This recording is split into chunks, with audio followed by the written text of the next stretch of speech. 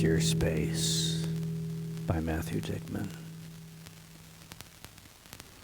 The woman I love has gone to bed early, so I can be alone in the living room, alone in the manic universe of August. Just me arranging and rearranging the books, like someone packing and repacking their parachute, only I'm not jumping. Only maybe the books are not what's saving me anymore.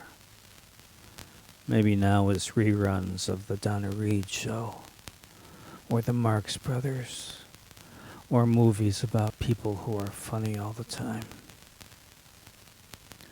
I keep watching the same rap video on YouTube about the stacks of money and what's going to happen. Outside it has just begun to cool down, so I can take a walk if I want. See if there's a moon somewhere above the movie theater. Some summer stars up there. Some planet to go with the grass I'll lie on next to the school. A big field where someone is asleep or passed out, where a dog overcomes a dead bird. Just half a bird now, but real in the cool dark green, motionless at the foot of the chain link fence. If I were to go out and find that bird, I would want to sit down next to it and give it a name.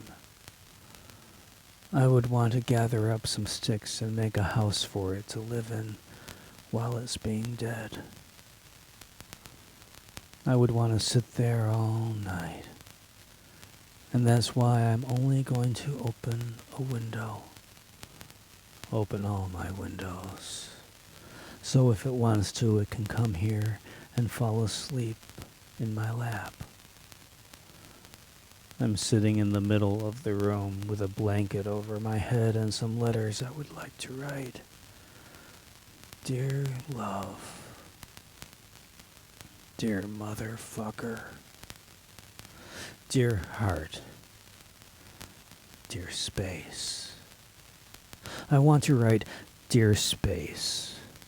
I can't seem to live the way I should, without loneliness, without passing out.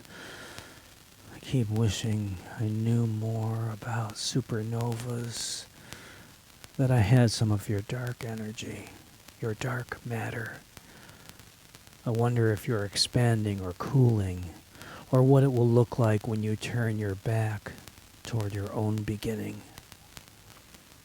What fire, what ice. What will you invent out there that Hollywood hasn't already encoded onto a disc, already built in a garage off Sunset? But space will never write back.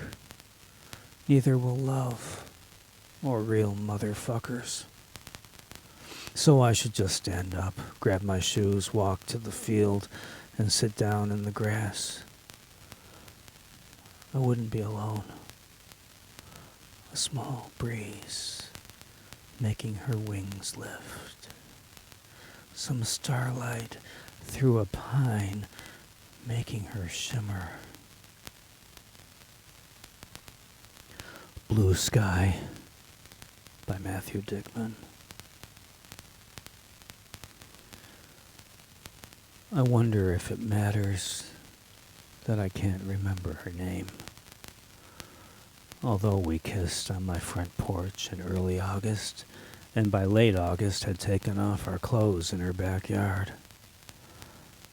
I wonder if the two of us knew that I would grow up afraid of needles and the color white, or that she would fall from a window before taking the exam on 1980s feminism she had been studying all semester long. In love with bell hooks and a boy she met in her Shakespeare class. I wonder if it matters that she might have jumped. That when I dream about her, I dream she is hanging in a closet. I wonder if it matters that she might have slipped or stood up all of a sudden, as we like to say, and walked up to the window and then stepped out. All of a sudden. But for the hours of sitting and the seconds of falling, I wonder if it matters that I loved her when I was 15. That her left breast had 3 freckles, making a triangle of the nipple. Or that she wrote a letter on my back with her finger so I could never read it, and I've only ever guessed what she might have been saying to me. This blue sky, our blue sky. This green grass, our green grass. This trembling, ours. I wonder if I'm bad for forgetting the letters of her name. And then I think the world is like a crowded staircase, full of midtown commuters all pushing and pulling, each dropping something important that they will not remember until it's too late. And then I think I'm an idiot for thinking the world could be a story I tell myself to make myself feel better. And then I remember this thing. I am standing on the top of a building.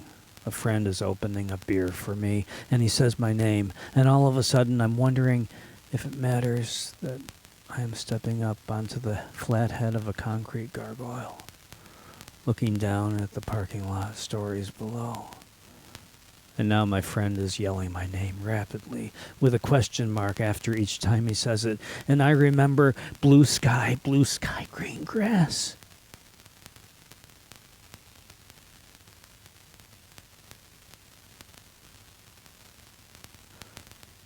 Mayakovsky's Revolver. I keep thinking about the way blackberries will make the mouth of an 8-year-old look like he's a ghost that's been shot in the face. In the dark, I can see my older brother walking through the tall brush of his brain. I can see him standing in the lobby of the hotel, alone, crying along with the ice machine. Instead of the moon, I've been falling for the lunar light pouring out of a plastic shell I've plugged into the bathroom wall. Online, someone is claiming to own Mayakovsky's Revolver, which they will sell for only $50,000. Why didn't I think of that? Remove the socks from my dead brother's feet and trade them in for a small bit of change. A ticket to a movie, something with a receipt, proof I was busy living, that I didn't stay in all night weeping, that I didn't stay up drawing a gun over and over with a black marker, that I didn't cut out the best one or stand in front of the mirror pulling the paper trigger until it tore away.